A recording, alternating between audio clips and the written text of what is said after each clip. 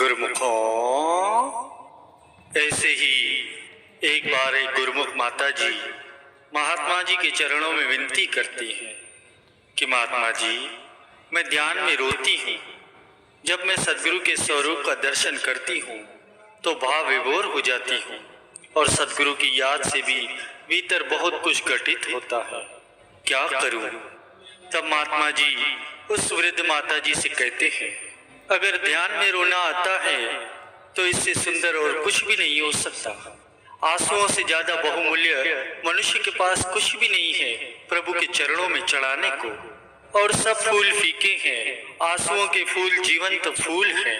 तुम्हारे प्राणों से आ रहे हैं, तुम्हारे हृदय से आ रहे हैं। रोने का अर्थ यही है, हृदय बहने लगा। रोने का अर्थ क्या होता है? अक्सर हमने रोने के साथ बड़े गलत संबंध जोड़ लिए हैं। हम सोचते हैं लोग दुख में ही रोते हैं, गलत बात है।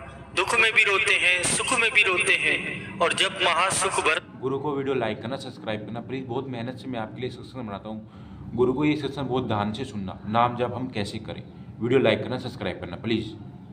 बरसता है तो ऐसे रोते हैं जैसे कि कभी रोए नहीं थे। रोने का कोई संबंध दुख सुख से नहीं है। रोने का संबंध किसी और बात से है। वह बात है जब भी तुम्हारे हृदय में कोई भाव इतना हो जाता है कि समाता ही नहीं, अटता ही नहीं, संभले नहीं संभलता, तब आंसुओं की धार लगती है। दुख ज्यादा हो तो भी आदमी रोता है, महासुख हो जाए तो भी रोता है, गहन शांति में भी आंसू उतर जाते हैं, बड़े प्रेम में भी आंखें जरने लगती है, जड़ी लग जाती है। अब कुछ करने की बात ही नहीं है। करना तो उन्हीं के लिए है जो रोने में असमर्थ है।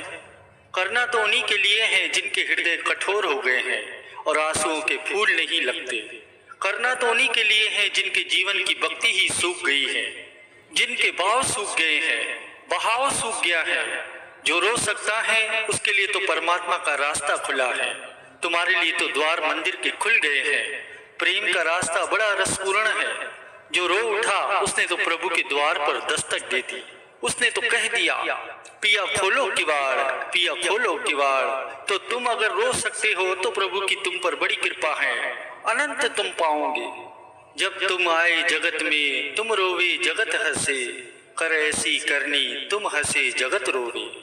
देखो, रोते तो दोनों हैं, नाम जपने वाले भी न जपने वाले भी, पर कारण में बड़ा अंतर है। न जपने वाला रोता है कि अगर गुरु का नाम जपा होता तो इतना कष्ट न उठाना पड़ता, और जपने वाले रोते हैं कि थोड़ा बहुत नाम जपा था, उसका इतना फल मिल रहा है, अगर और जप लेते तो कितना मिल जाता। नाम जाप की इतनी महिमा है। यह बैठकर भी करना है, चलते फिरते भी करना है। परंतु विशेष ध्यान देने वाली बात यह है, नाम जाप के साथ में अपने एक इष्ट देव के मुखमंडल का, उनके स्वरूप का ध्यान करते रहना है। जैसे तुम अपने 2 दिन के बच्चे को गोद में लेकर लाखों की भीड़ में चल रहे हो, चलते भी हो परंतु उस बच्चे का ध्यान भी रहता है, वैसे ही नाम भी चलता रहे, रूप ध्यान भी करता रहे। बस इतनी सी विधि है। अब मन नाम छोड़कर भागे तो भागे, परेशान नहीं होना। बस फिर पकड़ लाओ। नाम भूला फिर याद आया तो भूलने पर रो मत कि हाय भूल गया, बल्कि याद आने का धन्यवाद करो, शुक्राना करो कि हे सतगुरु याद आ गया।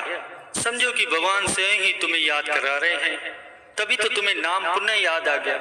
जिस दिन मन भागकर वापस आए और आप देखें कि भीतर तो नाम अपने आप से चल रहा है कि अरे मेरा ध्यान तो कहीं और था, फिर ये नाम कौन जप रहा था।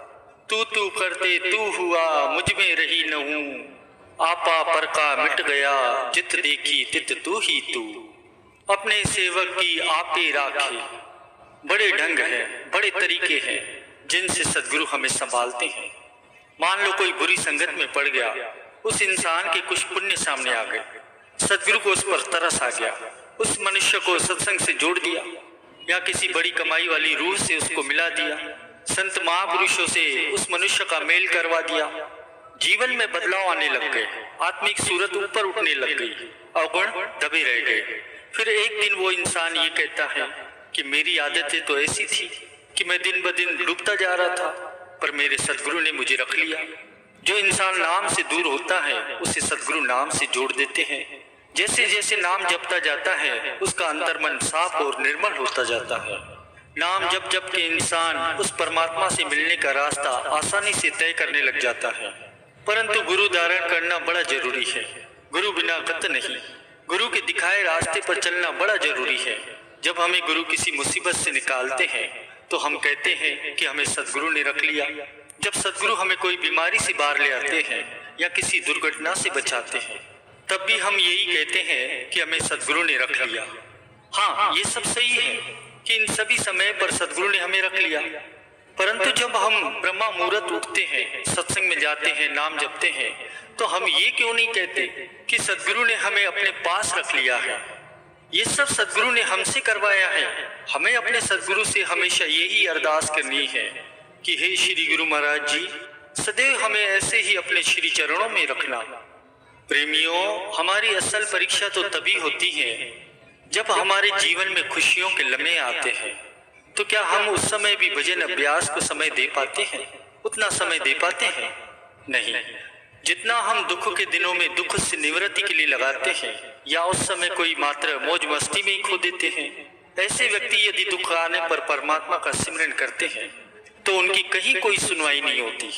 क्यों? क्योंकि परमात्मा बड़ा पक्का है। वह सब देखता है, समझता है कि उस समय मैं भला कहा था जब इनके जीवन में खुशियों का आगमन हुआ था। क्या इन्होंने उस वक्त मुझे याद किया? नहीं। तो फिर मैं इन स्वार्थियों की बात अब क्यों सुनूं? जब इन पर मुसीबतें आन पड़ी हैं, दुख में उलाहना देने का अधिकार उसे ही है जिसने सुख में शुक्राना मनाया हो। इसके लिए तो संत कबीर साहब जी को कहना पड़ा कि दुख में सिमरन सब, सुख में न करते याद, कह कबीरता दास की कौन सुने फरियाद। इसमें कोई शक नहीं कि हमारी इन सब कमजोरियों के बावजूद भी वह सुनता है, क्योंकि वह हमें ज्यादा समय तक दुखी नहीं देख सकता, क्योंकि वह परम दयालु है। क्षमा उसका स्वभाव है, परम कृपालु है। पर एक गुरुमुख होने के नाते हमारा परम कर्तव्य बनता है कि हम अपने इष्ट देव, अपने संत सदगुरु को अपने जीवन के हर क्षण में याद रखें, चाहे वह क्षण कैसा भी हो। उनकी याद सदैव ही अपने हृदय में बसाए रखें। इसी में ही हमारा परम कल्याण है। ऐसे ही हम गुरु को वीडियो लाइक करना, सब्सक्राइब करना प्लीज़।